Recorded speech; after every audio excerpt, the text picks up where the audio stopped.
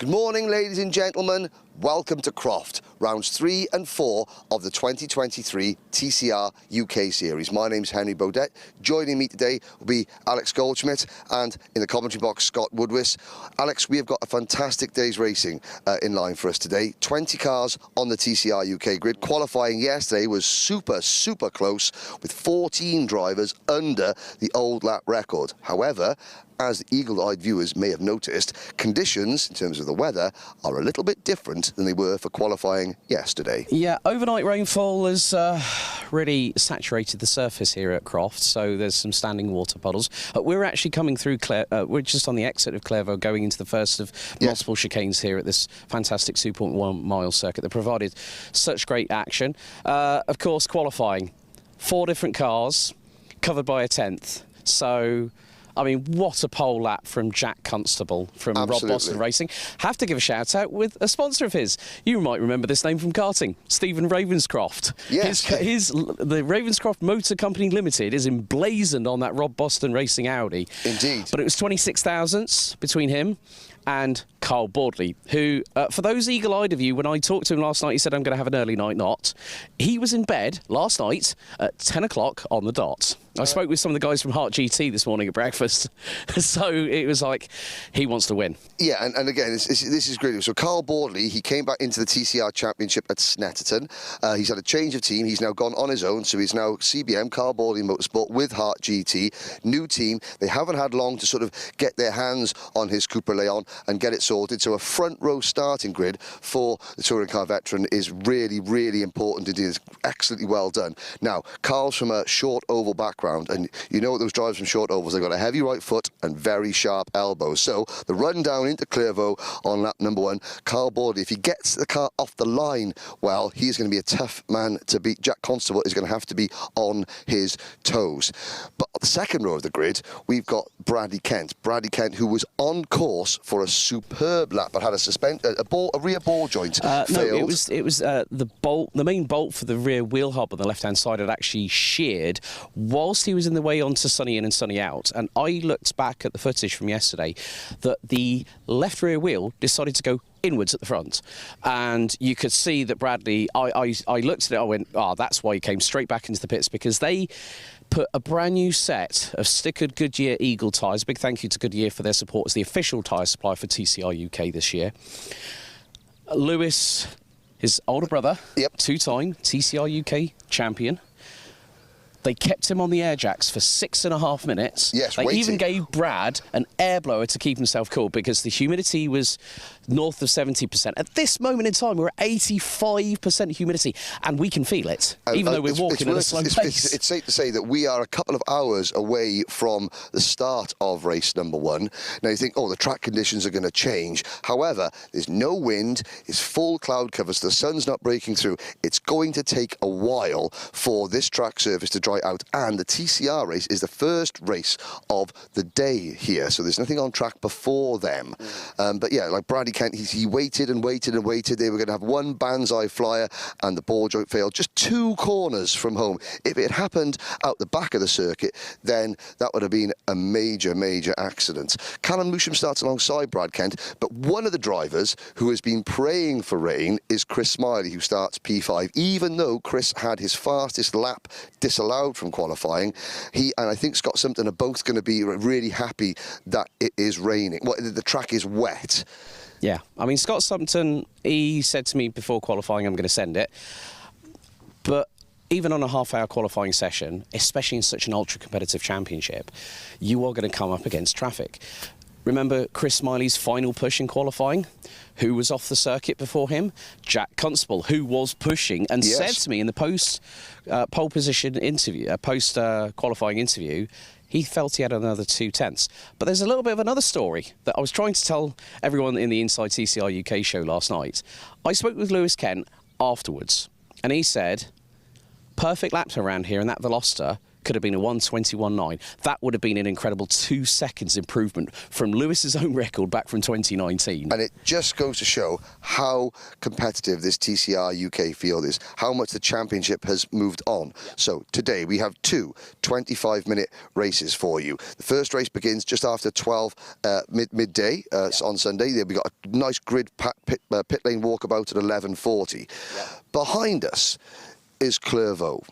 Now, in the late 1600s, the Chater family, who were here at the Croft circuit, they lived on the estate. One of their members married a member of the Clervaux family. The Clervaux family, to try and sort of like get their superiority around the region, they built a castle just over the road there. It's now in ruins. Who is going to have their defences in ruins today, their title defences in ruins, and who is going to reign supreme here at Croft? It's going to be an amazing event. Please stay tuned to find out. Let it go.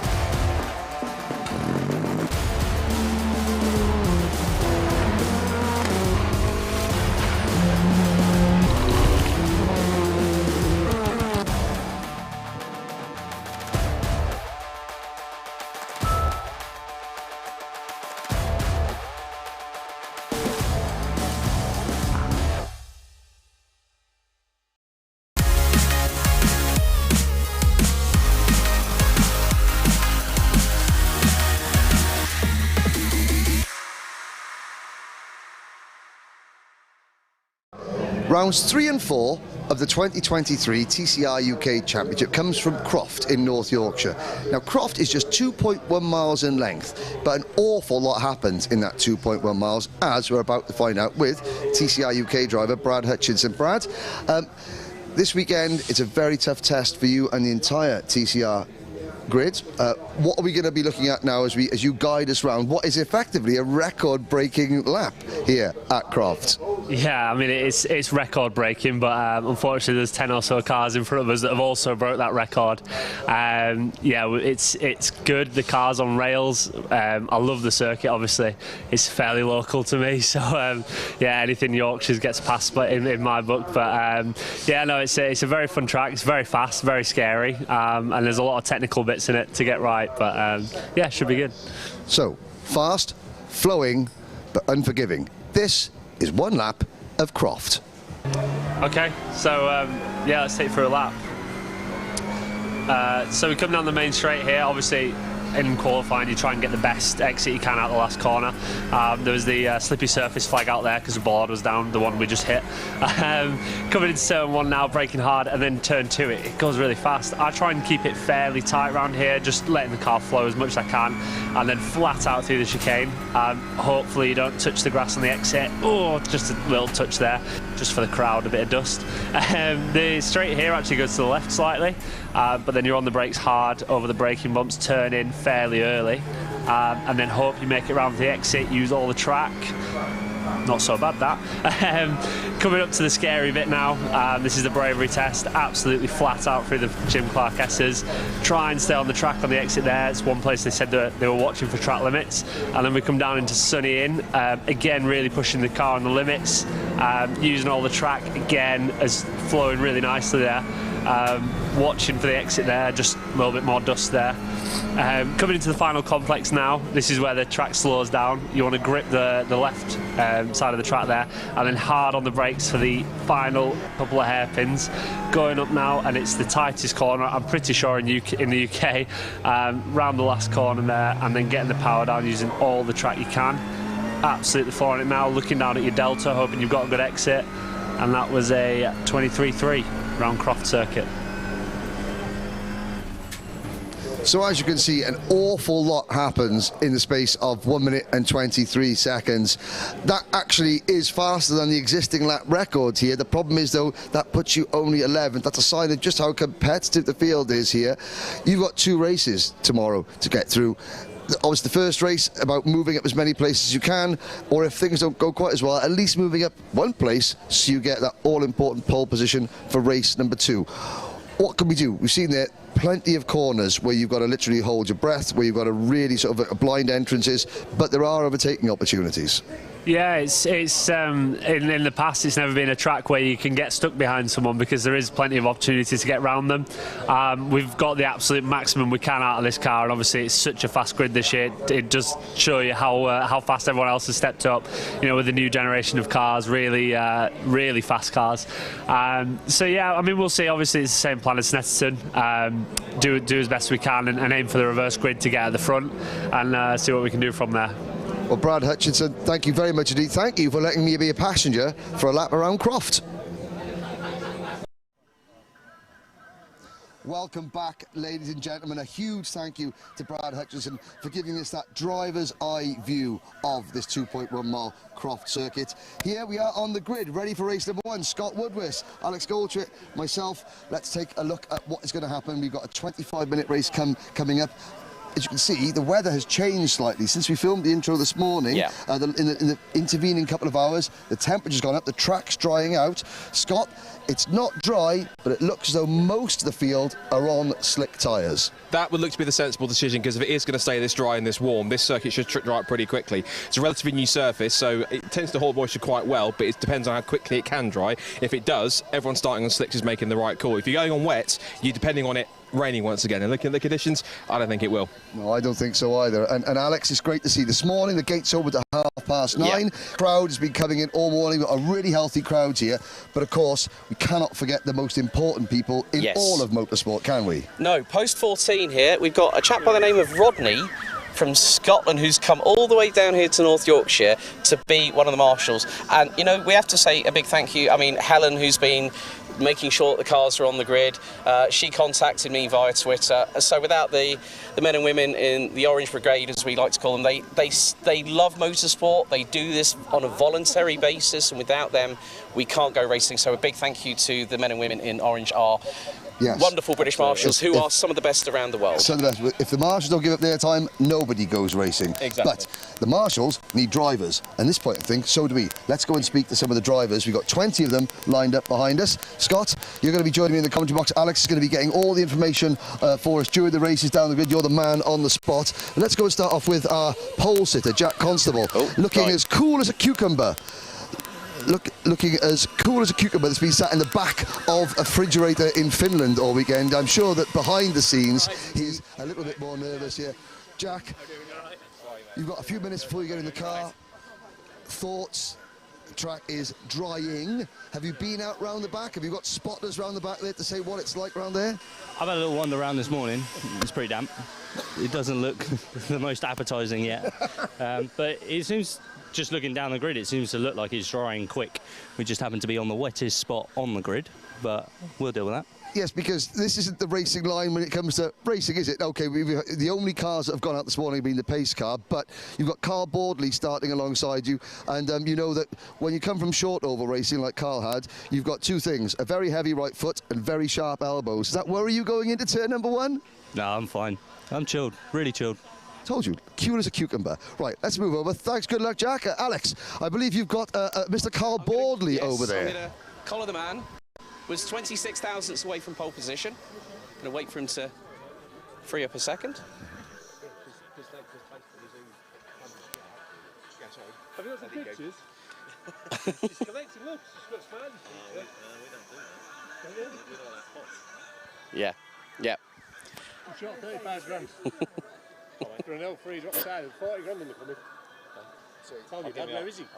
That's all right, it's all right. Give me old man to give you a bell. Mr. Baldy, good to see you. 26 thousandths off a pole. You are gunning for the victory. It was so nip and tuck yesterday, but you guys have really got this car sorted here at Croft.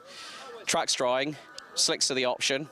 You're going to go for it into Clervaux, aren't you? Of course we are. Yeah, there's no question of that, is there? You know, we could be a bit of a girl and maybe sort of think about wets or something like that, but that's not in my makeup and stuff. So no, we certainly won't be doing that. So yeah, we're just going to try and get as much heat in it as we can, and yeah, look down to turn 1. Hopefully no one's going to do anything silly because we've all got to make race 2 as well. Yep. But yeah, conditions are really, really tricky, but we'll do what we can. And going back to your first point about getting the car on point, yeah, it's thanks to all the boys that are with me this weekend. First of all, that we're even here. Yeah. You know, and secondly, that we've managed to put together a pretty tasty car. That Cupra, when it's on point, is mustard. It's absolutely rapid, isn't it? I mean, you showed that in quali yesterday. Yeah, and I think we'll only go in one direction with it, if I'm honest. Like I said to you yesterday and sort of touched on it briefly, it's pretty much the first time I've driven the car as it is now. Yeah. You know, we've done a couple of test days. Media day was wet. We went to Snetterton. It wasn't where it needed to be. We've come here and we've got it, I think, sort of pretty much on point. And yeah, now we can start to drive it and try and wring its neck a little bit and then keep improving it as we go. Brilliant, Carl. All the very best of luck for round 3, buddy. So, Carl Bordy, let's see if we are right. Mr. Henry Baudet is in the nearby vicinity of one Bradley Kent. Huge amount of spectators on the grid, a great crowd here. Scott, I know you wanted to speak to Bradley Kent, didn't you, who was sitting here on third, and again Brad's nice, chilling, the whole family around. There's Lewis, the driver coach, but yeah, take it away. What, the man's got his hair looking on point, car looks good. What have we got to say now? Well, just ask the question. This is much better than it was at Snetterton, isn't it? Much better. I mean, we should have been there at Snetterton, really, but yeah, I mean, we were starting in the pit lane at Snet, so this is definitely a bit more of an opportunity to get on the top step, and that's where we want to be. Because your paces of the 2 races was great. You got up to about just outside the top 10 in the first race. You then got yourself up to 4th in the second. So the pace is in this car, and you can do this. 100%, and even shown yesterday in qualifying that we got the pace in it. I mean, we were sitting on pole for the majority of the session. We went out and did our second run, which when a hub snapped on the rear. So we only put 1 run in. If we had put 2 in, we might have been. But to be honest with you, with the conditions that it is at the moment, I'm quite happy being third. I can watch those 2 boys go into turn 1 and sit back a little bit and see what goes on. And then from there, we can race our own race. So that's the plan, just to hope that those 2 kind of get into too much of a skirmish and then just slip your way through and go from there. Well, to be honest, even if they don't, I mean, I can just follow them through, and it's a 25-minute race, anything can happen. And we know that we've got the pace in the car to keep going throughout the duration as well. So if we can, like we did at Snetterton, just pick them off one by one, stay where we are, try not to lose any places at the start. I mean, we've got fast boys behind us, so anything can happen, I mean, but we just want to keep ticking along, collecting points. And it looks like everyone's made the right decision to go with slicks. It's only going to get drier, I think, given the weather conditions, isn't it? Yeah, exactly. I think if anyone actually chose to go out on wets, they'd be burnt through within probably a lap or 2. So slicks is the way forward, but it is definitely going to be a bit sketchy on the first lap, I'd say. Go well, fingers crossed. We'll hopefully see you in the podium. Cheers, well done. Right, let's head over to Alex, who now is over with our 4th place man, Callum Newsham. Alex, who have you got? On the outside of row number 2, Mr. Callum Newsham. I've spoken to the dad, now I'm speaking to the son. Best of the I-30s on the grid. Looking pretty good ahead of race 3 of the season, isn't it? Yeah, it's looking really good. You know, we have 30 kilos of ballast on as well, so we're the best of the ballast runners, which is good. But yeah, it's a little bit damp, isn't it? So these are a bit sketchy in that weather, but that should be good. Everyone's seeming to opt for slicks. I mean, even though with the amount of heat that's hitting the track at the moment, I can feel it underneath the soles of my trainers right now. It's taking a little bit longer maybe than people anticipated, wouldn't you say?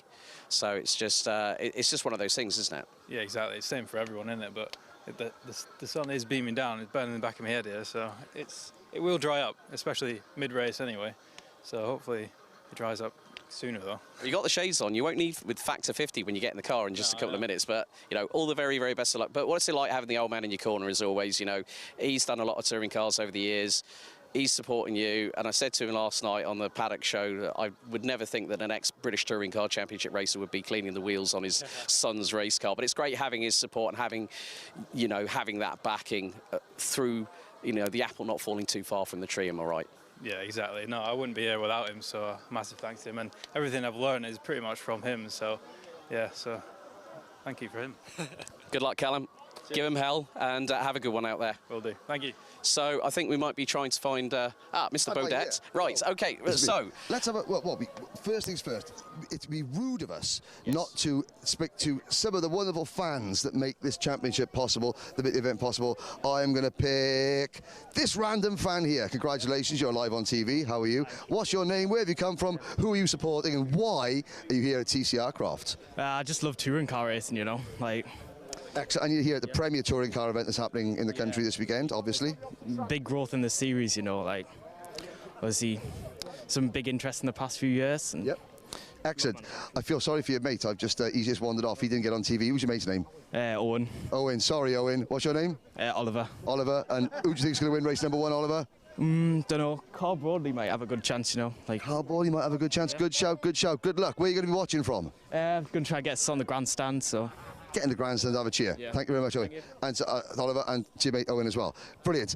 The spectators are clearing, Alex, but there's Chris Smiley getting in. Now, Chris was hoping for rain. It didn't quite happen, Chris. It rained a couple of hours too early for you. I didn't really care what it done, to be honest, but it was one of the others is nice, you know. Just not in the middle like it is now. No, well, it's not even in the middle now. It's probably 80% dry now, you know. The sun, it's extremely warm down here. It's probably the warmest it's been all weekend.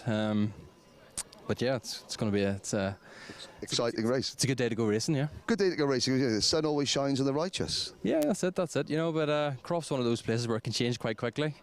Yeah, we are in North Yorkshire. Good luck, Chris. See you later. Thank you. No problems. We'll see Chris later. Alex, again. Yeah. It's a great thing. What I love to see is that the crowd. What Stuart and Nicky Lyons have done for this championship. They've upped the prestige level of the championship. You've got world-class drivers like Chris, and the fans are responding. Yeah. I mean, the good thing is that with Oliver, who you just spoke to, Owen wandering off into the distance. They were clearing the grid. Owen. I mean, these things happen now. You get loads of name checks. You can now actually hear some of the cars. We just heard Chris Smiley's air jacks being dropped on the FL5, which is. I've had a chat with David and Dave from Jazz Motorsport, who are part of the team from Italy. David, the chap with the Jean-Luc Picard sort of hairstyle, yes, I know is that. actually originally from Scotland. Oh, fair enough. So it's quite funny. Joe Marshall, have to give him a shout out. Let's chat with Joe Marshall. Yeah, we missed him in the pit lane show last night. Yes. But a top 6 result, I believe, is one of his best of the career. Right, who's going to be the first? Shall I go? Well, let's have a look. Joe's getting strapped in. Joe's getting strapped in at the moment, so he's focused on that. We'll speak to one of his Rob Boston mechanics. You know, he was obviously pleased. Are you pleased with how it went yesterday? Yeah, it was good. Yeah, I think he did really well. We had a small problem with the car with the brakes, but that's all been fixed overnight. We had someone run down to Silverstone last night to fetch a part. No, that's commitment. Well done. So, but all good. Yeah, car seems to be absolutely bang on, really. So we'll see how it goes. Hopefully. All you can worry about now is the driver. But judging by the way that the other mechanic is strapping him, he's not going anywhere. He can't escape. No, he's definitely not. No, he's strapped in on multiple points. So yeah, he's good. I mean, while we're just waiting there, we will try and grab a word with Joe before we get going. But we got a lot of ground to cover. But let's have a quiet. I'll get my Brundle on coming in here. Joe, congratulations! Great qualifying result yesterday. Track is drying. Are you happy with that? Yeah, well, looking at the track now, the left-hand side of the track actually looks drier than the right. So hopefully, if we get a good launch and then try to break away from the rest of them. That's the aim anyway. Now, have you had spies around the circuit to check what it's like out the back? I've had a little wander up to the last section of the track and about an hour ago, and it still had puddles there, so we'll have to see how we go on this race. It's just a case of safe runs with the first corner, getting the single file, and then start approaching it minute after minute for 25 minutes, and hopefully might lead end up the podium. Well, that's always the aim, is to get on the top step, but it's going to be an hard graft for me. But if we can get into the top 3, I'll be happy with that. Brilliant. Thanks very much. Good luck, Joe. Thank you to the team. Alex, the atmosphere is... This lovely lady here, Helen, one of our wonderful marshals here, got in touch via Twitter. Nice to be here, isn't it? It is, yes. And look at the weather. Can't say fairer than that. Rain overnight, but you're looking forward to seeing these cars roar around here at Croft? Of course we are. Of course we are. Brilliant. We'll let you get to it, Helen. Yes, indeed. But I'm going to try and have a word with Jensen Brickley as he's getting his race helmet on. Well... Inside of row 4, how are you feeling? Yeah, we're feeling all right. We know it could have been better. We know we had the pace to be further up, but I made a mistake in qualifying, and it is what it is. So we're going to be working as hard as ever to try and get to the front of the grid, and we've just got to see how it goes. It's mixed conditions, and everyone's on slick, so everyone's in the same boat. But yeah, it's going to be a struggle for the first couple of laps. Hopefully keep it clean and see where we are at the end. It's also making that careful approach into Clervaux here at T1 before the chicane, before going on the run down towards Tower Bend. That's going to be quite crucial, isn't it? Yeah, definitely. I think it's almost just being really careful into turn 1. Try not to cause any collisions or anything like that, and just keep your nose clean, I think, because I'm pretty sure there will be some, I don't know, there'll be some carnage at turn 1, I think. or hopefully we might find it to be a bit of a majestic race if everything goes all nice and smoothly through lap 1. So have a good one out there, Jensen. Give him hell. And you know what? I mean, so it's great to see Helen. I mean, the power of social media is prevalent here in modern day motorsport, notwithstanding with our relevant social medias. So don't forget, if you haven't followed us on Facebook, Twitter, Instagram, TikTok, and also if you haven't subscribed to the YouTube channel, have you been living under a rock for the past few years? And we've done all this great grid. We've got halfway down the grid, and do you know what we haven't bumped into yet? Go on. The championship leader. That just goes to show how close it is. Bruce Winfield starts P10 on this 20-car grid. How far can he make it up through the order? We're going to find out very, very shortly. Considering the fact he's got the maximum amount of weight on his Hyundai N30, the car that did set the 2019 TCR UK lap record with Lewis Kent. But of course, Mr. Shepherd. Lastminute.com, yes, let me grab a word with him. Friday morning, this man wasn't racing. Alex is about to have a chat with the driver. God, bang me knee on the door coming in. I'm all right, though. Adam, lastminute.com if ever I saw it, but to see ahead of the current championship leader who's right up your exhaust pipes must be a pretty good feeling at this, because you've been ringing around the houses, haven't you? Yeah, we didn't know we was racing literally until 7 p.m. Friday night after testing, so it was all last minute. We a bit disappointed where we qualified. We got the car a bit wrong, but we've made a lot of changes and hoping to go forwards. Slicks seem to be your modus operandi. Just spoke with Jensen. Same for you, I would guess, because this track is drying. It's not, the sun's going to help it, but these Goodyear Eagle slick tyres are going to do a lot of help and assist with that. But it's got to be about careful management, making your way through, doing the right overtakes at the right time. That's going to be crucial for you, isn't it? Yeah, certainly. It's just taking the right opportunities. It's a long race, so just get through the first kind of few corners clean and then see where we land lies. But we know there's a lot more pace in the car when we get it right. So yeah, fingers crossed we'll hit something good. Brilliant, Adam. Good luck out there. So yeah, I mean the thing is, lastminute.com. 7 p.m. Friday night after a day of testing. That is how close you can be to getting an entry on the grid. Yep, well, the hooter has gone.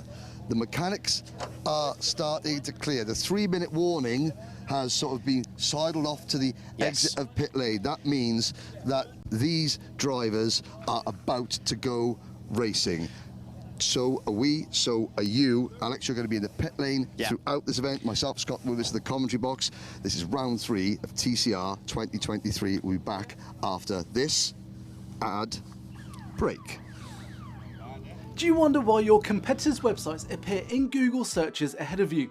Then make a call to the SEO experts Warrior and understand how your business can be more visible online. As the official marketing partner of TCR UK, you can now work with a trusted search engine optimization partner to increase web traffic, inquiries and sales. Speak to us for your free audit and quote by visiting warrior.co.uk today.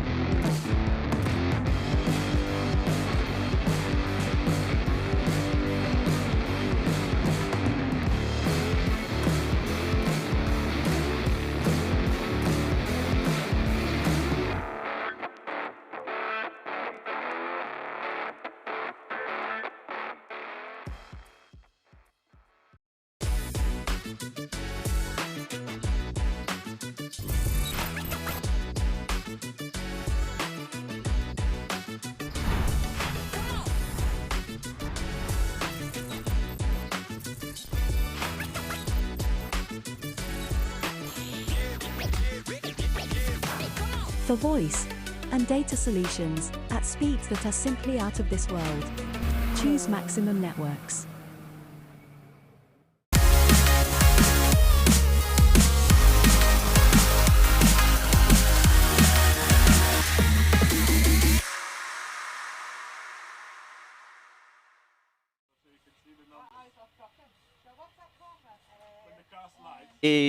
It's round 3 of TCR UK 2023 in what is glorious weather conditions, at least in the air and around the circuit, as we have a slightly damp track after the rain overnight to get things underway. The cars are already leaving the grid as we head towards the start of this third race of the season. We've got a slightly damp track, it's a slightly mixed up grid. The championship leader is back in 10th on the grid, and we've got Jack Constable giving a first pole position, I believe, for an Audi in TCR UK. There's all sorts going on here, but it is going to be a magnificent race, I'm sure, in prospect. Scott Woodward and Henry Baudet in the commentary box.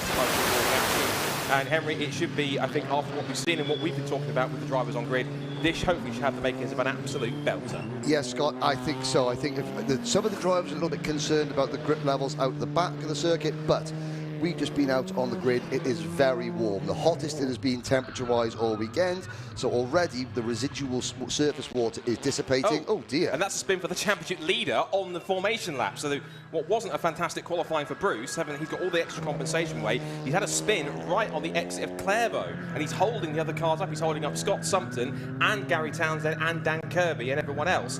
Now, of course, he's going to have to try and get it going, but this will delay the start, at least for all the cars in front of them. This is going to be pretty tense, but I think if Bruce Winfield wasn't tense now, it's certainly got his blood pressure up a little bit more after that. Yeah, certainly. I mean, he said that, he wasn't too concerned about qualifying yesterday. He said today is when it happens, but I mean, there's being relaxed, and then there's putting yourself in a bit of a hole, and that could have been absolutely catastrophic for our championship leader. He's now got to catch a back up. Does that affect the drivers at the front, because they're going to be sitting for a lot longer now than they would have done beforehand, because half the field have been delayed? Well, it depends how quickly they can catch up, because of course they'll have to go forwards, but what it also means is that any time they wanted to use to weave to get the temperatures and pressure up in the tyres and the brakes, they're going to have to spend that going at full pace. And he is allowed to do this, by the way, because as long as you can make your way back to your original grid spot, as long as the last car doesn't pass you, I believe you are allowed to go back into your original grid place, so you will still start 10th, but I'm sure that was a bit of nerves or a bit of extra curricular activity he needed to do, which he wasn't quite planning on this morning. No, and here's a good look. So the drivers are worried about what the circuit looked like around the back. Here it is. There are damp patches offline, but a dry racing line. By and large, a dry racing line. It's still going to be tippy toes. There is sunny in, and it's still going to be tippy toes around on the first couple of laps. Interesting, the Croft corner. I was speaking to the marshal, who's been on that post since 1972. Well, he goes home at night, but that's his post. He's been marshalling. So, anyway. Yeah, and he said that when the old circuit, the marshal post, the inside of Croft, was on the inside on the apex when he first, which would have been very scary indeed. Yeah. But again, now we're looking at that, Scott, that the run down towards the complex by and large is bone dry. Couple of laps with the drivers getting air temperature in their tyres, the residual heat, that's going to be dry. You would certainly think so. Right, so the cars coming around, we should probably give you the grid in terms of how it's going to line up. It's going to be Jack Constable who will stop. This is just the tyre rotation lap on this one thing, so apologies just for correcting me. This is the tyre rotation lap. It's an extra side for these drivers to get themselves to grips with the circuit. Usually, in some cases, they would do like a second green flag lap. I think because the circuit is substantially dried out, as you see Jack Constable give us a little wave, this has given them a chance to rotate the tyres, get some heat into them, get some temperatures, some pressures up as much as possible, so they can get themselves in the optimal range. But of course, for some drivers, and I think Bruce Winfield was lucky that he did that spin on the tyre rotation lap rather than the formation lap, because that would have been a little more embarrassing, but thankfully he's kind of got away with that, and he'll still be able to at least set off from the formation lap in P10. This is a man I've been intrigued to watch, Carl Baldley. All of his touring car experience, planting that Cooper as second on the grid alongside that Constable. He could really be a proper threat going down towards turn one. And it's interesting what Joe Marshall was saying on the grid, is that the left-hand side of the grid appears to be a little bit more grippy, a little bit drier than it is on the line. That's technically on the racing line. So potentially the drivers that are starting on the left-hand side of the grid might get a better chance to get a cleaner and faster start. So I think if it continues to dry as it is, and if this part of the circuit is drying more than the other side, on the side where Jack Constable's starting, I think he could be one to watch for down towards turn one. I think he could have a real dark horse to take the lead. Yeah, absolutely. One thing that does concern me, did our championship leader Bruce Winfield flat spot his tyres with that spin? And if he has his team, has the area motorsport team, got the capability of bringing extra tyres out? I'm not sure what the tyre restrictions or regulations are, or if they're going to swap the tyres. He's just going to be keeping his fingers, toes and everything else crossed that he hasn't flat spotted his tyres before the race has even got underway. But you could see everybody on slick tyres, the mechanics there going to work. Jack Constable, he said he was relaxed. He said, being on that side of the track, it wasn't ideal. I think we're going to see, it's one of those things, the track is not completely 100% optimal. So some drivers are thinking, let's take it easy. Other drivers are thinking, this is my opportunity to gain lots of ground. Let's go super aggressive. When super aggressive meets circumspect, there are potential issues. I'm sure all these drivers are experienced, though. They will sort stuff out. You would absolutely thought so. We should mention that there is different racing weights compared to what we had at Stetson, and intriguingly, it's 3 of the lightest cars on the grid that start in the top 3 positions because pole sitter Jack Constable, second place man Carl Baldley, and third place man Bradley Kent all have 0 compensation weight. But actually, looking at the weight, Brad Kent's car is 1,295 kilograms, so it's actually 30 kilograms heavier than Jack Constable's car and 40 kilograms heavier than Carl Baldley. So you would have thought that extra weight potentially, with a drier part of the circuit on the left-hand side and less weight, potentially Carl Baldley might have a good chance to get the whole shot. But it all depends on the traction of that Audi. We saw at Stetson, those Audis have got magnificent traction, particularly off the slow corners and off the start. So Joe, and in particular, we saw Joe Marshall up there as well in that same Audi, in the same team for Rob Boston Racing. The start he was able to get was magnificent. He was just boxed in as much as possible. This is possibly then my dark horse for the victory, Brad Kent. He was fired up after he lost the pole at Stetson last time out. He's now where we believe he should be in third place. He was briefly on pole in qualifying for a while, but I think if he, as we talked to him on the grid, if the front two get together in the first couple of corners, or at least he can follow with them, I think he's got pace in that Hyundai to get up there and potentially get himself at least a good podium spot, maybe even a first win. Yeah, Lewis Kent spoke to Alex Goldschmidt off camera yesterday. He said that if Brad hooked up his 3 best sectors in qualifying, his best time would have been 1 minute 21.9, which would have been pole position by some margin. By half a second or so, yeah, by my making. But we've talked all this through. Who's the one driver that we haven't mentioned yet? Chris Smiley, the defending champion, starting P5, which goes to show the level, the depth, the talent that we got here, the level of competition. You know, you've got all these contenders, and now as they just about as they're going to go off onto their rolling lap, their proper rolling lap, you've got that #1 plate, the newest car on the grid, the most experienced driver on the grid, defending champion Chris Smiley. Now we mention him as a potential contender as well. So as the cars form off onto the formation lap, you're absolutely right with Chris Smiley. He could be a definite threat in the brand new Civic FL5. Had that mixed weekend at Stetson, picked up a podium in third place on the car's very first ever competition race, and then had that spin at the first corner in race 2 as he got onto the dust and cold tyres that spun him off. But he seems to be backfired up again. He seems to be back in form. The squad at Restart Racing, I'm sure they've had some support from Jas Motorsport over in Italy. They've really put good quality into this car, and I know that they're working hard to make sure that it continues to be a front-running machine. Also cars to watch, I think these two in the shot, Jensen Brickley, Adam Shepherd. Adam feels looking pretty strong, also so is Jensen Brickley as well. So, as they head off onto their formation lap to get some more temperature and heat into the tyres and brakes, you see a fantastic crowd of spectators that have gone onto the grid. This starting grid then for round number 3. Jack Constable starts on pole position for Rob Boston Racing in the Audi, alongside Carl Baldley for Zest Racing Engineering. He's alongside in the front row in second, one to watch from the front row. Row 2 sees Bradley Kent. He wants to redeem himself from Stetson in the Essex and Kent Hyundai, alongside Callum Newsham, who had a really disastrous weekend at Stetson, but P4 to start the weekend, looking promising for him too. He could be a dark horse for a podium. Row 3, the defending champion Chris Smiley in the Restart Racing FL5 Honda Civic, and Joe Marshall was quick at Stetson, up there in P6. He's another one who could make a serious impact in the third row. Row 4, Jensen Brickley looking pretty strong in his self-run car. But in the Cupra, Adam Shepherd, as we talked about, a last-minute entry, but putting it 8th on the grid. That's a great effort to get himself in the mix. Row 5 is Alex Lee in one of the other area motorsport Hyundais, alongside the championship leader and his teammate Bruce Winfield. Only 10th in qualifying, with one of the heaviest cars out there with 40 kilograms of compensation weight. He's got a lot of work to get himself up there from row 5. Row 6 is where we see Brad Hutchison, hopefully more comfortable with his Audi this time. He was complaining a little bit about some of the pace at Stetson. He's alongside Oliver Coffin in the first of the 2 Porsche Racing Audi RS3 Gen 2s. And then we move back to row 7, where we find Scott Sump, newly announced as a Jas Motorsport junior race driver. He starts 13th in his older FK7 Honda Civic, and Gary Townsend in the second of the Porsche Audis starts back in 14th. Row 8 is where we find Dan Kirby sporting a brand new livery on that car. So watch for that in red and black. He starts along with Andy Wilmot. Welcome back to him in the ex-Chris Wallace Hyundai, and he will start 16th on the grid as part of the Diamond Trophy. Matthew Wilson a bit further back, and he'd like to be in 17th place in the Cupra, alongside Darrell Wilson in the Evergreen, well, mostly Evergreen, Vauxhall Aston. He's raced ever since he started the championship back in 2018. And then at the back of the grid, 285, Darren Lewis and Steve Gales and a pair of their Gen 1 Audi RS3. Steve Gales had an off in qualifying up at the complex, but didn't set a proper time and started at the back of the grid. So plenty of top drivers that are slightly out of position, some new contenders to the Constable, there's a real genuine chance we're going to get a brand new race here. One thing I should mention, as I'm going to put the commentator's curse on it, according to the wonderful stats spreadsheet that our very capable fellow commentator, and NWQ has very happily provided me, as far as I can see, there has not been a victory ever for an Audi in TCR. In terms of Cupras, we've had one victory for the Cupra at Leon's Competition TCR, and that was courtesy of Lewis Brown, who we should say best of luck to him as he's moved on to TCR Europe. But in terms of the 4 rings, they've never had a run in TCR UK. I think this is their best chance to get it here this afternoon. I think you could be right, Scott. What a beautiful sight.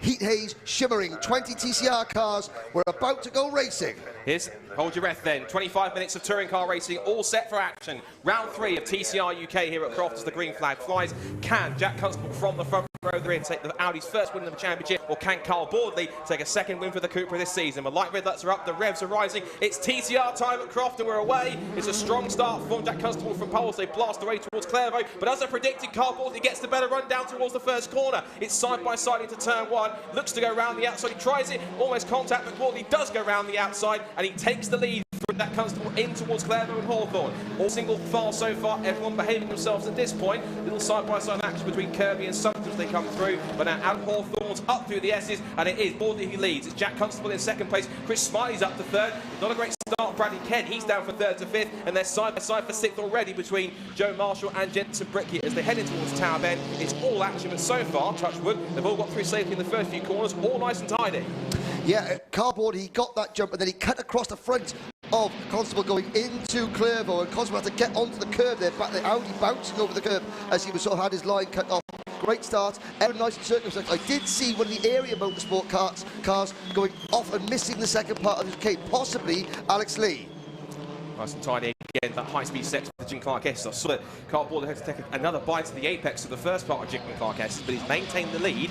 As you can see, the patchiness of the circuit will start to continue to dry as the fantastic spectator crowd down at the massive bank looking over the complex watches our 20-strong field wind its way through into the hairpin and up to the end of lap 1. Already you can see for third, here's Chris Smiley getting defensive, but Bradley Kent to get back up there. He's trying to take the wider line. Got to be careful he doesn't invite Joe Marshall to try and take a move from P5 up to the end of lap number 1, and it is Carl Boardley who leads them across the line at the end of the first lap then from Jack Constable in second place. Smiley holds third in the Honda, but it's Callum Newshin in the Hyundai, followed by Bradley Kent. Joe Marshall is 6th, Jensen Brickley is 7th, but it's Adam Shepherd, Bruce Winfield up to 9th, up one spot past his teammate Alex Lee. There he is there, Carthage to wind his way through. So incredibly a nice tidy first lap, no dramas, but of course we've still got another 23 minutes to go. Anything can happen.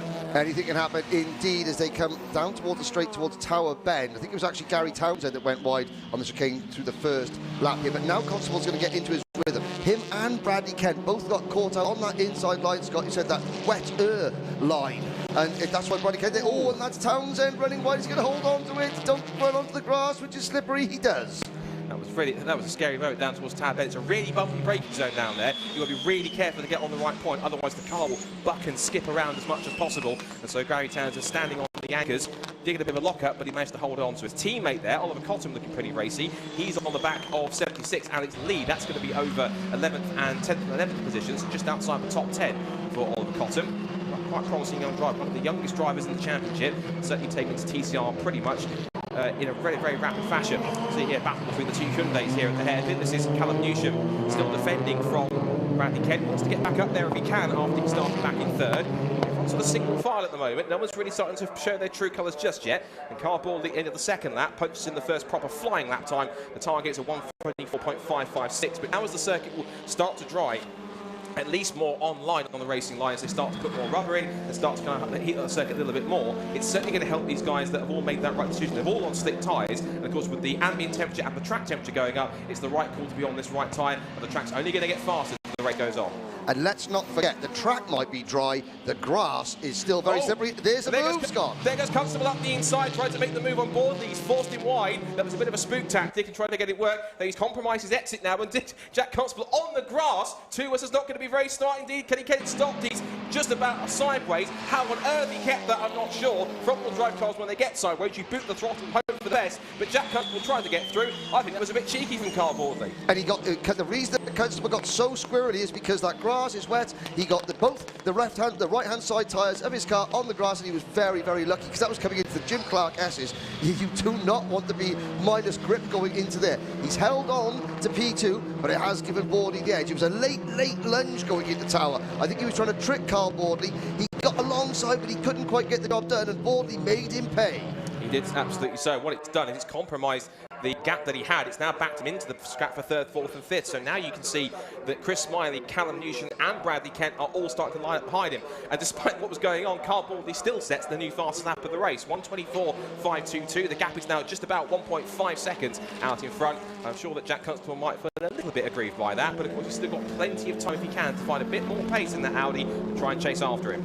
Like we said on the grid though, short oval racers like Carl Boardley, where his background is from, they're built with two things, a heavy right foot and very sharp elbows. Carl Boardley proving that now. Further back, Darrell Wilson up to 14th place. He only qualified back in the grid is a damper issue. The team have fixed it overnight and he's now making his move forward. And also I have to say Steve Gales, he lost a couple of skirts off the side of his Audi. The marshalling team here at Croft retrieved the skirts because he hasn't got any spares. They were able to put those back on the car, so he's out there and racing. And I have to say that, okay, he's the back, but he is a little bit closer to the pace than he was at Snetterton, so he's improving time after time. The driver started the championship last year. This is his full first season. Here's a battle though, Scott. Bradley Kent, he's starting to roll his sleeves up and attack Callum Newton.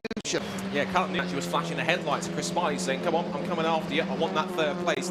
This is much better form for Callum Newton. He had a really disastrous weekend with a lot of mechanical issues in both races as Bradley Kent just tries to break the car a little bit more by using the wet grass. But Callum Newton looking with some really good form, and the car really suits him this Hyundai. It seems to be working pretty well underneath him and keeping with our defending champion Chris Smiley in that new FL5. Should give a mention to also Bruce Winfield. He's moved up from 10th to 8th. He's currently chasing after Adam Shepherd in P7 at the moment, trying to push forward. Jensen Brick is also lost a couple of spots. He's now down to 9th, and under the threat from Alex Lee and Oliver Cotton as they're outside the top 10. Carl Boardley again lowers the fastest lap of the race, and that is some time in fact. They're all good. Basically, as they're all going through, they're all currently setting personal bests at that point, but the best of them all, of course, Carl Boardley again, 1:22.9, gap is 1.7, as Constable tries to start to close him back in, whilst the battle for 3rd continues to rage on. And I know we've got a very long way to go, Scott. We've got nearly 20 minutes, but P10, Alex Lee at the moment, he'd be the driver that would get pole position on the reverse grid race 2. So obviously we're watching the battle for the lead, but keep your eyes on that battle for 10th position. Lee leads Oliver Cotton in P11, Brad Hutchinson in P12, the local driver Hutchinson, Kirby, Wilson, Sumpton and Andy Wilmot. Andy Wilmot not even supposed to be racing this weekend. This is a test session for that car that Andy Wilmot bought for somebody else. The somebody else decided it wasn't for them this weekend. That's why Andy suddenly finds himself doing a test session in the middle of a race. Really close action though, all the way through the field. Nobody really, with the exception of Steve Gales, has dropped off the pace. Yeah, plenty of battle packs up and down the oil. It seems that everyone's got somebody to race with as we come up and down the field. Quick check also on Bruce Winfield. If he stays where he is, that will put him 3rd on the grid. His car is one of the heaviest cars out there thanks to the compensation weight and also the regular WSC minimum racing weight as well. Bruce Winfield's car is running with a 40 kilograms compensation weight on that car, as is also Adam Shepherd's, but I have to say that will certainly be aided in terms of traction, side by side between two Audis. Gen 1 of Brad Hutchinson versus Gen 2 Oliver Cotton, and it's Hutchinson who has the track position up the inside and up into 11th place. Clean move. Don't forget Oliver Cotton, still just 16 years of age, and we said yesterday the pit walkout show, how does it feel as a 16-year-old in this powerful TCR car going through the Jim Clark S? He said, I like it, but I'm still getting used to the speed. What he is getting used to is some superb racecraft. He didn't overdrive things. Yeah, he got a little bit sideways coming out of the hairpin. Hutchinson got alongside, and he ceded to the local driver. Cotton hanging on into 12th position. It's all about just laps, getting time in the seats, getting the checkered flag in these races for Oliver Cotton. He's doing a good job so far. He's got a nice gap behind him, though, as we look at the battle for P10. Yeah, big lock-ups into Barcroft. That was, and sunny in and sunny out. It's one of my favourite shots we just saw there, the Jim Clark S, is watching the cars at high speed through there. It's a wonderful shot. You get to see the cars, they move around and they're waiting from left to right. It's a magnificent part of the circuit. And it's quite an underrated circuit in Croft sometimes. It's not like, some might argue say it's not as popular as places like Silverstone and Brands Hatch and Donington, but it's a real gem of a circuit where it's flat, it's fast, it's got a couple of bumpy and undulating sections. It really is a chest for the drivers. It's only 2.1 miles in length, but it really does provide some excellent challenges out that front. Now, Jack Constable's decided to put his foot down. He's brought the gap down by, get this, 0.6 of a second on that last lap. It was 1.6. It's now down to a second. He's taken a 1:22.784. compared to a 1:23.3 for Carl Bordley. So I think Jack Constable was a bit more fired up after that little shenanigans a couple of laps ago. Well, I think he now knows that Carl Bordley will take no prisoners. Yes, Absolutely. he made that move earlier on. He dived to the inside going at the tower, late lunge. But he now realises, okay, they left each other respectful racing room. He'll be thinking, well, I left you room, Carl, going into tower, but you didn't leave me quite as much room on this section of the track, the fastest section of the track. Carl Bordley turned down and shook his shoulder going, your job to get past me, mate. You know, if you can't get the job done, I am going to defend. But Constable now reeling him in ever so slightly. 25 minutes long. Oh, and that is Townsend in the gravel. Gary Townsend off into the gravel, and that looks like it's just on the exit of Clairvaux. He's dug his way out towards Hawthorns. So a bit of an eventful race for Mr. Townsend, former Ginetta Short Oval and Mazda MX-5 racer. But so he's learning about front-wheel drive the hard way this season. Good news is he got the car out without the aid of the marshals or a safety car. Bad news is he would have dragged an awful lot of gravel onto track, and then he's still running wide coming through the chicane there. The leaders are going to be coming up upon Clairvaux now, very shortly. Is there any gravel, debris, detritus and what have you on the circuit? Carl Bordley's going to be the first person to find out if there is. He's got a very feisty Jack Constable behind. He's taken another 2/10 out of him on this lap alone, so the gap is down to 0.8 once again, and that fight for third is also looking pretty tasty. We'll keep an eye on that in a second, but this is the main battle for the lead. Carl Bordley in the white Zest Race Car Engineering Cupra Leon Competition, and the Gen 2 Audi by Rob Boston Racing for Jack Constable. And I was saying it yesterday, but Rob Boston Racing, he's very experienced in a lot of different cars, whether it's TCRs, GT3s, whether it's Lotuses, Mazdas he's running this weekend, all sorts of other machines. I don't think there's a race car that Rob Boston can't engineer. He's one of the drivers who really is kind of a jack of all trades in the best possible way. You can just about engineer any kind of race car you want, and it's generally going to be quick. And Jack Constable's proving it here, and also so did, of course, we saw Joe Marshall doing the same at Steston with the form that he had, particularly in the second race. So that's going to be crucial. This is the scrap for fifth going on. All lock-ups in towards Sunny Inn. Still Chris Smiley holding on. He'll be taking the FL5's second podium in many race weekends if he can hold on to her. But we've got two very feisty Hyundais behind. Callum Newsham with Redemption. Both these drivers have redemption arcs they're on at the moment. Of course, Callum Newsham recovering after that really poor reliability that he had at Snetterton, and as just poor misfortune in the beginning in qualifying for Bradley Kent to get up there. And they're trying to keep as close as possible. But we're in that part of the race where there's a bit of a slight sort of settle down at this point in time for third, fourth, and fifth. I wonder if it's possibly going to be a little bit more frantic as the race goes on. The tyres start to go off and they get a little bit warmer as they get towards the end of the stint. Yeah, we saw Newsham just lock up the inside brake there going into Sunny Inn, and that's put him on the defensive a little bit against Bradley Kent. Bordley running a little bit too wide. You can see on the outside of the circuit the grit, the gravel, the marbles, as we call them in racing. Bordley having to tiptoe around there, and then now there's the lights flashing with Constable.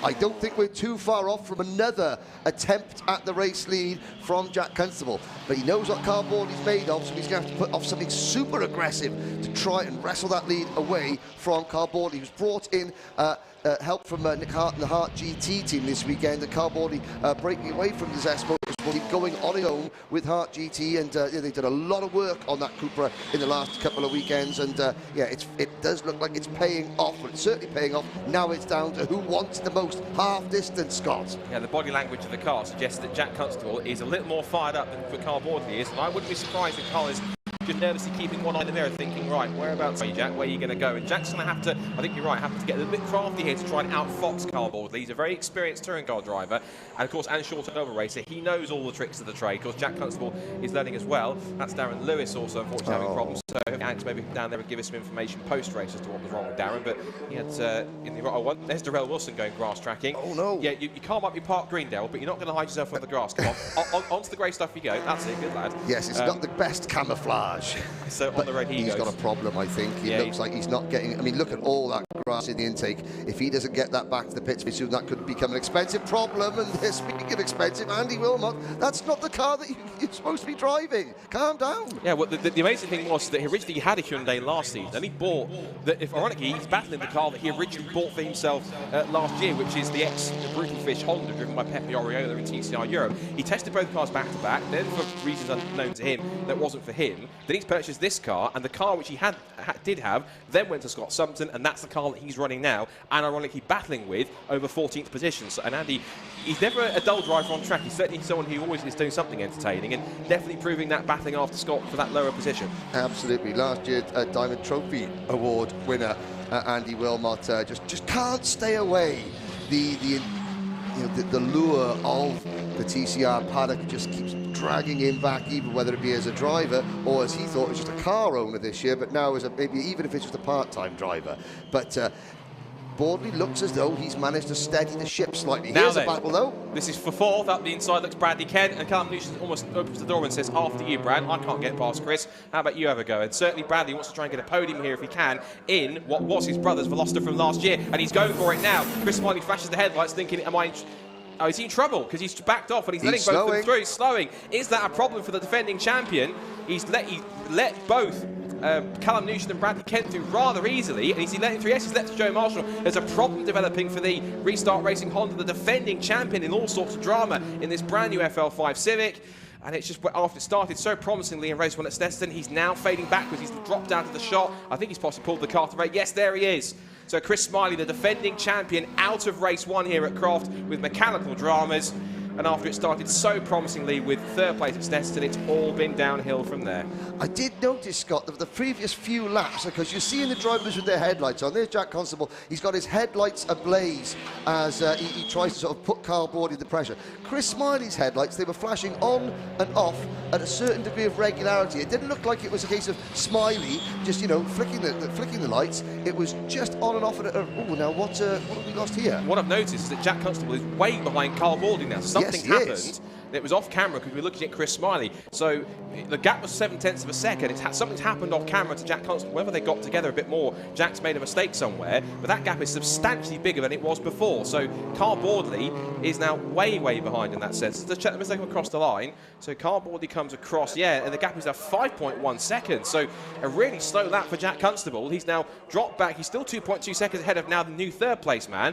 As we see, Darrell Wilson still struggling around with possible legacy after his off down at Sunny Inn. But now, whatever's happened to Jack, and we're just hearing he went off at Tower, so possibly trying to close in. Maybe it was another attempt to get past Carl Boardley, what's going to make a dive, and just didn't quite happen. Now, I know, I mean, obviously tyre wear is going to be an issue there, but everyone's pace has dropped off quite considerably. The leaders have done it. I mean, Carl Boardley's best lap, a 1 minute 22.9. Jack Constable, a 1 minute 22.7. Boardley last lap, even though he gained 5 seconds over his nearest rival, his lap last time was a 1:23.6. Everybody else in the 1:24s and above. I'm not sure. We've seen Darrell Wilson pull off. We've seen a problem with Chris Smiley. I haven't seen the slippery surface flags, but it does make you think maybe there might be maybe some dust or some grit, some gravel on one corner, which has just cost everybody a couple of tenths of a second.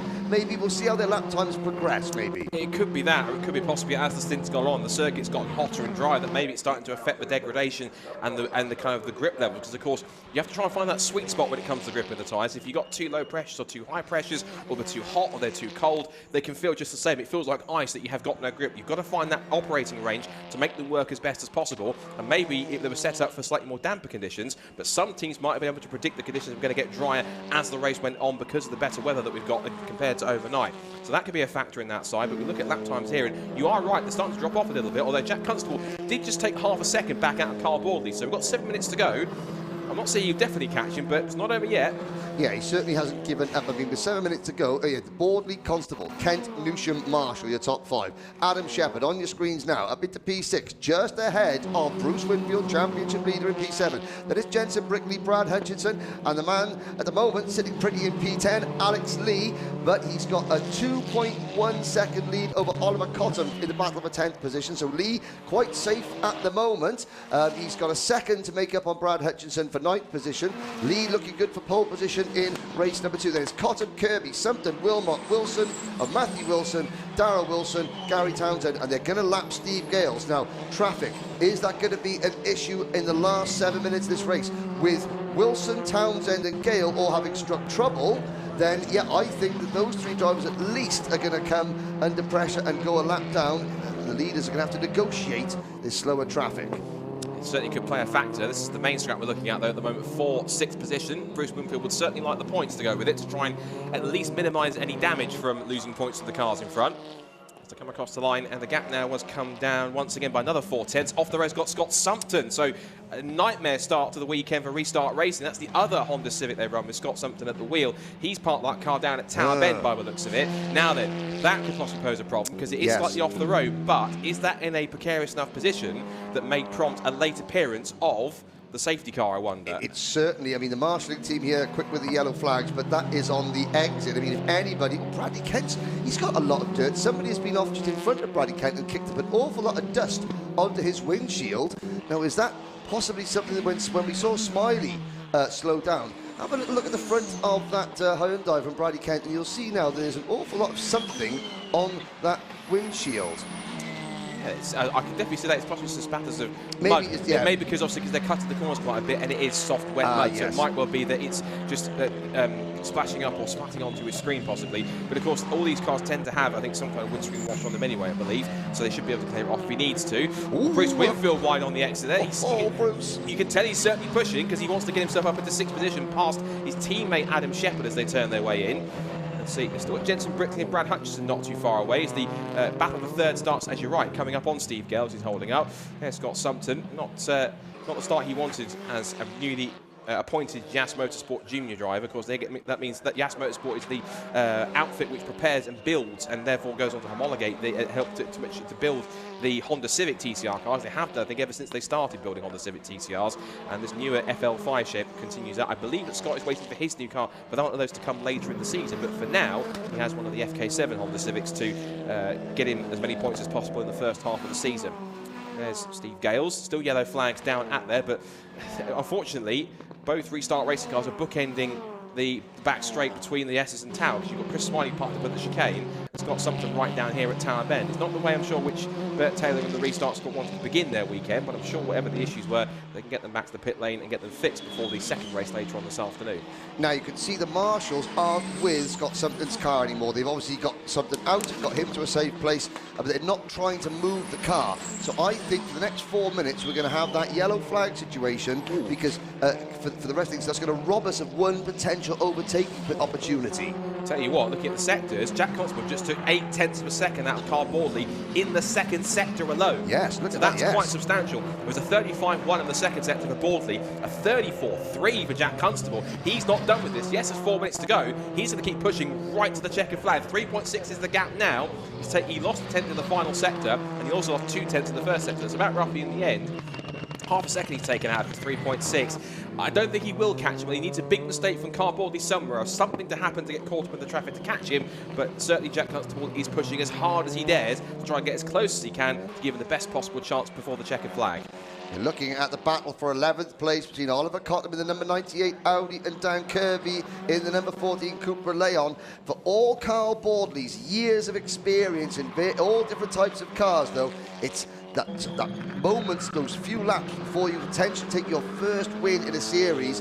Doesn't matter how experienced you are, yes, you're thinking about it, you're listening for every single creak, every single nut and bolt. You just give Jack Constable, by putting the pressure on, by keeping the pace up, he's giving Carl Bordley something extra to think about, you know, as that pressure mounts before the checkered flag comes out. 3 minutes to go, the gap is down. Well, when Constable made his mistake, Scott, the gap went out to 5.2 seconds. It's now down to 3.6. But in the first 2 sectors, Bordley has been quicker, so he has responded and taken another 4/10 back or so. So it looks as though that Bordley has realised he's lost a bit too much time in that point. They're starting to go forwards as Cottam goes defensive, and looks like Kirby's going to try to do the switch back on the exit. That was brilliantly judged by Dan Kirby. Can he complete the move? They're still side by side. He's got 2 moves onto the dirt on the inside. Elbows Cottam out of the way. Thank you very much, Sunshine. I'll take that if you don't mind.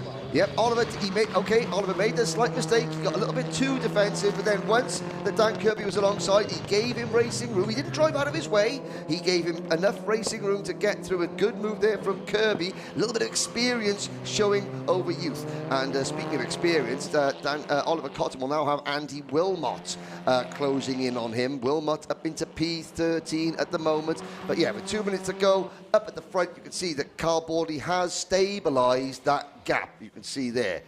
3.9 seconds now, just about 4 as Carl Bordley works his way through the Jim Clark S's. And He is almost on his way to a first TCR UK win, and only his third race in the championship. Of course, a very experienced touring car and short oval racer in his own right. And how incredible is this that they've managed to make the switch to run it independently? They've got the there's a Nick Hart, of course, from Nick Hart GT, yes, from GTs, and they've managed to get themselves in this position now where the car is looking quick. He feels quick. And I'm sure that compared to what Andy was saying back at testing, he's looking a bit grumpy. I'm sure he won't be grumpy after this if he can make this happen. Up through the chicane, we're going to start the last lap of this first TCR UK race of the day. And looking at the sectors once again, Constable has closed in slightly, but it's not going to be enough as they come across the line. Last lap board comes out. He was really pushing coming into the hairpin there and just caught a little bit of understeer. I think he's trying to extract the absolute maximum out of that car. But as we start the last lap, looks like Bradley Kent is going to get the best of Karen Lucia Moore now. Cotton coming under pressure from Wilmot. So this is now the battle for 12th position. Alex Lee still holds a comfortable 10th place side by side. Andy Wilmot high, wide and handsome at the hairpin. He goes a little bit too wide. Oh, and Cotton cuts back, and Andy Wilmot, mindful of the fact that this is not... Oh, now has he got maybe a ball joint problem there? Conscious of the fact Wilmot gave him plenty of room. I think he was trying to shake off some of the dirt that he might have picked up after that, which is pretty incredible. But as we head on to this last lap now, we're still looking at the battle of a third place between Bradley Kent and Callum Newsham. That's going to go all the way to the flag. But Bradley Kent will be very relieved and delighted to get a first podium in that Veloster. We see Callum Newsham still chasing after him. But as we continue to watch these guys, keep an eye out for Carl Borley, because he's about to take, it looks as though, the second win in as many races for the in a row for the Cooper Leon competition on TCR. He's going to be, I believe...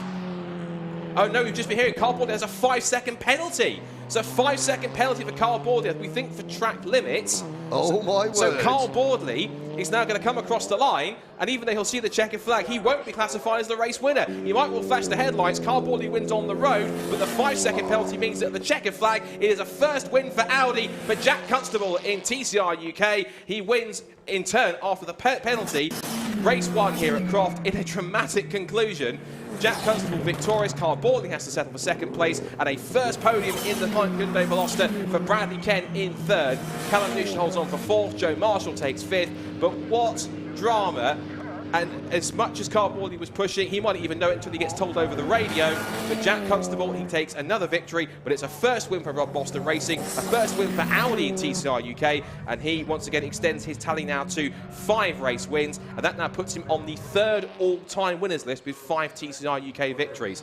Now that's a dramatic conclusion I almost didn't see coming, Henry. No, I mean, you did call it though, Scott. Fair play to you. You said this was Audi's best chance of taking a maiden victory in TCR UK. It possibly wasn't in the way that he thought. I'm looking back at that race, and of course we didn't follow Carl Borley for the entire race. However, without being privy to the steward's information, maybe that move that he pulled as Jack Constable tried to get alongside on the run down to Jim Clark S's, which saw Jack Constable get 2 wheels on the grass, maybe they saw that as being overly aggressive. Maybe they saw that they felt that Constable was alongside and the Borley didn't give enough racing room.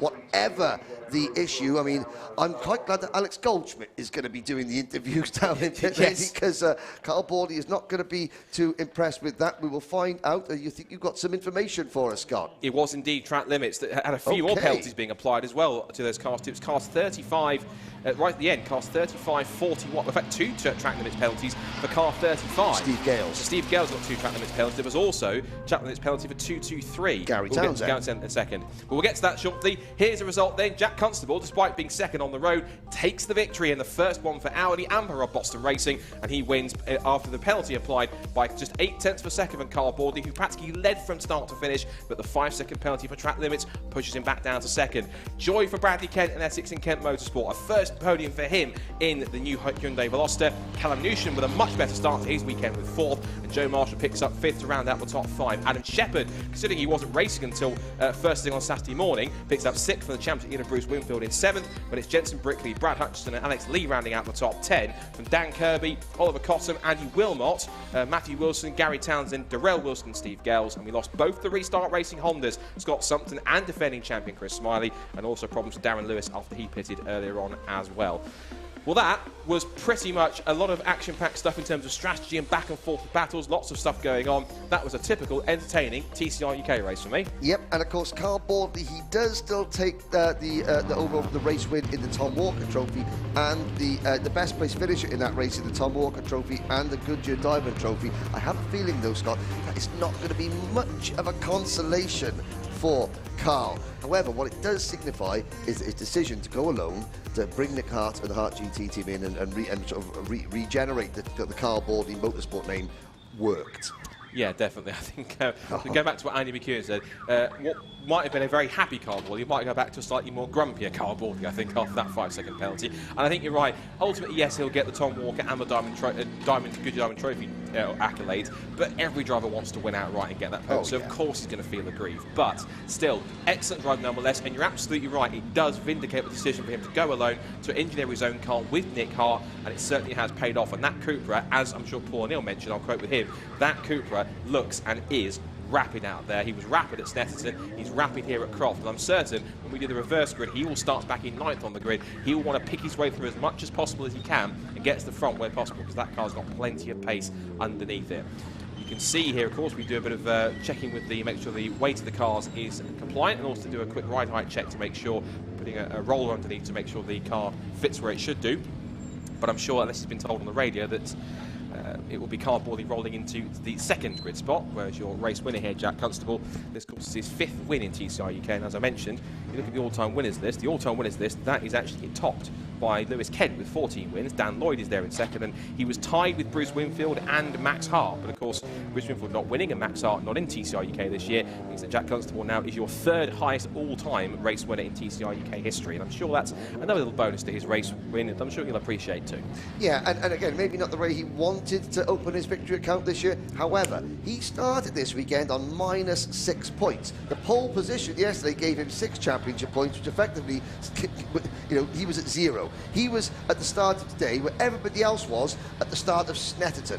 Now he's on the board, his championship challenge can really kick in, and he's done it in front of the watchful eyes of some of the Audi customer support team all the way from Ingolstadt in Germany, which will make him very proud. Yes, he didn't luck into it, Scott. He earned it. He made one little error, but apart from that one little error at Tower Bend, which we didn't catch, he might have had the pace to catch a pass and win the race outright in any case. And there's Bradley Kent going through, a podium for Bradley. Again, it was both.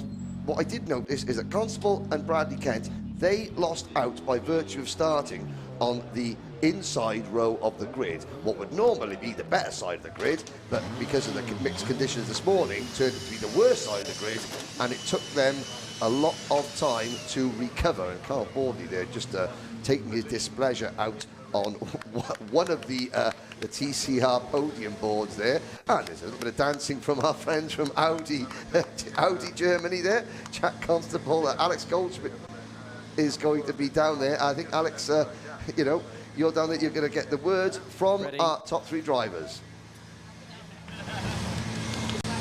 Right, well, Gen 2, first victory for Audi Sport, and Detlef Schmidt here to congratulate Jack Constable. So, right, Detlef Schmidt was dancing as he came across the finish line. I'll let you get your helmet off, mate, come on. Yeah, get your helmet off first, Let it sink in, Jack Constable. Snetterton was a race weekend to forget. This one, pole position and the race victory. Chris Smiley comes over to congratulate him. Well, first of all, congratulations. Gen 2 Audi RS3 LMS wins here in TCR UK. Carl gave you a run for your money going into turn 1, did he, at Clairvaux? Yeah, I mean, we were always going to struggle T1. We were on the dampest part of the track, so to even get as good a start as I did, I was pretty impressed. So, yeah, great car, great traction, and did what it needed to do. And Detlef Schmidt from Audi Sport Customer Racing was dancing in the pit lane. And here we go. There's your hat. Also, you get a bit more prize money as well, £1,500. We'll take that to the bank. That'll be adding to the tyre budget for this year, I'm sure. But you know, this now gives you an opportunity to showcase what the Audi's capable from row 5, because at the moment you will start from 10th on the grid. There's an opportunity to make up some big points this weekend because you've picked up a win, you've picked up the 6 points from pole position. That's got to give you all the confidence, and the team at Rob Boston Racing. Yeah, exactly. We needed some points to kind of top the day off. So to start with a win, although it wasn't on the road, we'll take it all day long. Brilliant. Okay, Jack, we'll catch up with you a little bit later on. I'm going to have a chat with Mr. Boardley. So we'll just try and grab a word with... Right, so we'll... We've got video, yeah.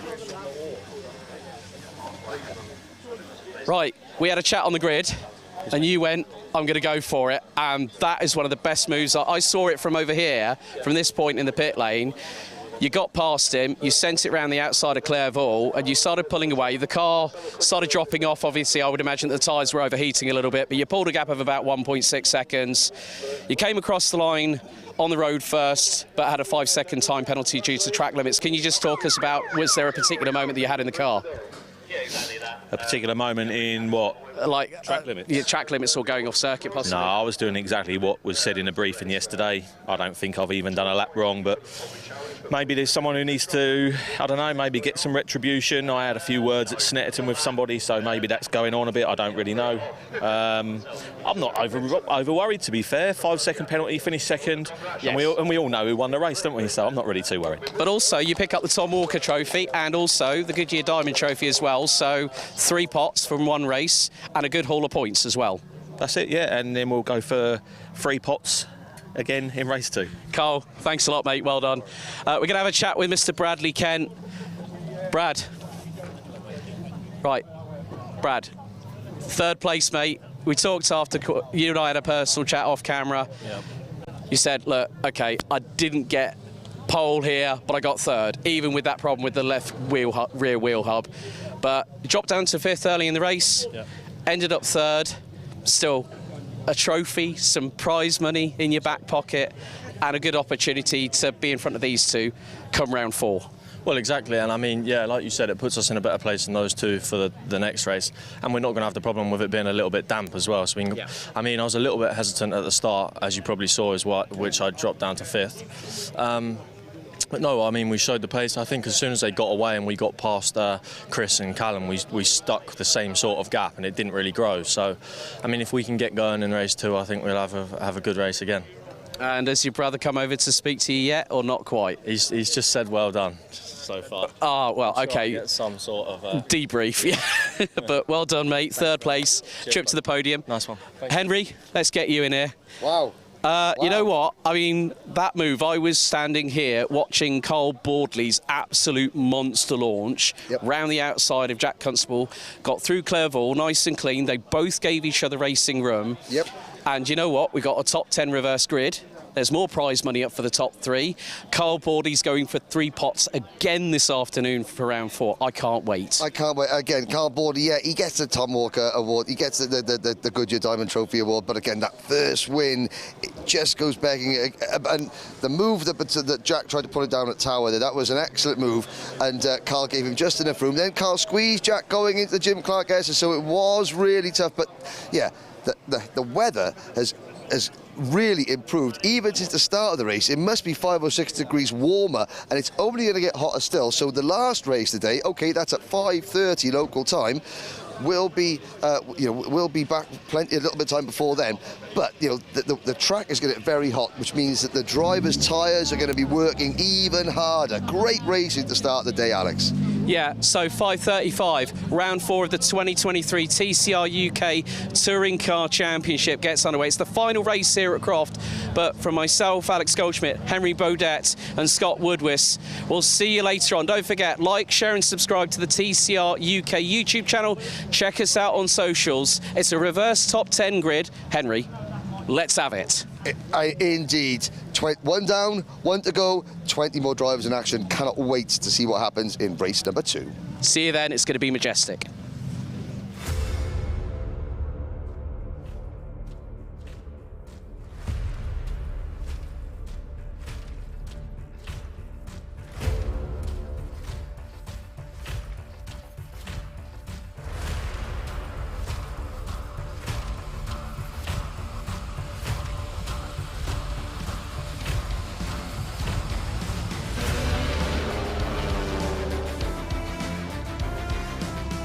What a classy move. That was a classy move.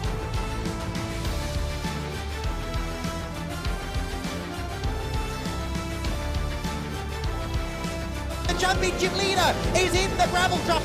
Neil sends him off and it's a kick of dirt on the out.